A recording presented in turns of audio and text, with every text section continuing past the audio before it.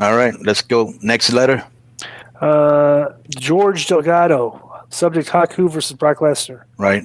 What's up, guys? We hear all the stories from shoots online about Haku's brawls and being the baddest man in wrestling. And we have Brock Lesnar is a freak athlete, former UFC champion. Who do you think would win one-on-one in their? Who do you think would win one-on-one in their prime?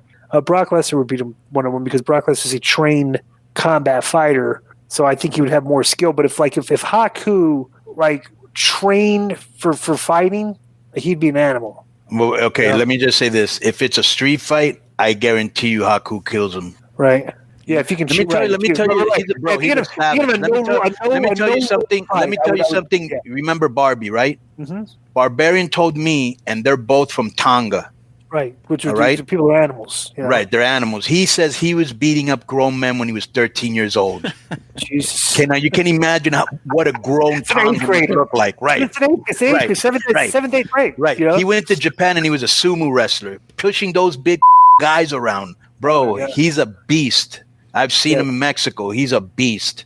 Yeah. And a sweetheart. That's the best part. He's the coolest, nicest guy. He doesn't act like he's tough. He doesn't intimidate you. He doesn't mad dog you, nothing. He's just a sweet, cool dude. But if you with him, it's on and popping. Well, just to show for a minute, if you check out this coming Monday's K100 Rehash episode 2, I found the first ever mailbag the show ever did. And in the mailbag contained a question and an answer where Disco told a story about Haku getting in his face in a line or something like that. Like you had pissed him off in some way. I jumped. Yeah. We were getting tested, right? We were doing blood tests. Mm.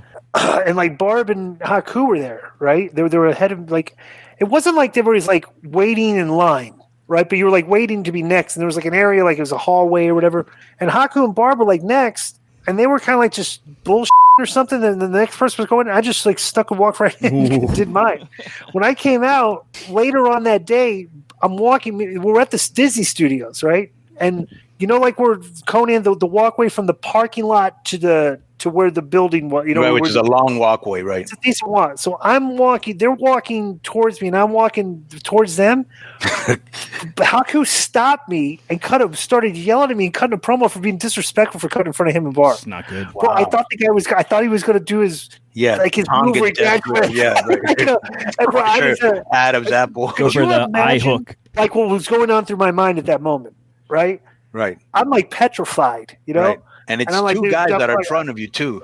And you're right. You're absolutely right. I apologize. It's right? like if you somehow were to get lucky enough that Haku swung and missed and maybe tore his knee, you still had to go through Barb. Right. Right. But it was funny because later, that was early in the day. That was because we got there to later on in the day, he came and he put his arm around me. Right. And they say, you're a good kid. Don't worry about it. So all right. That's right. So one time we were in this hotel room in Mexico City, and it was me, Love Machine, Norman Smiley, and I think Eddie was there. And my assistant at that time had fallen asleep, and there was a rule that if you fell asleep around the boys, your eyebrows would be shaved. So I remember that Love Machine got a thing, and he was about to shave his eyebrows, and Haku goes, "Please don't do that, brother." Huh. That was it. He never the guy, and it was funny because this guy Haku didn't even know him. He just thought it was up to take another guy's eyebrows off. You know what I'm saying? Yeah.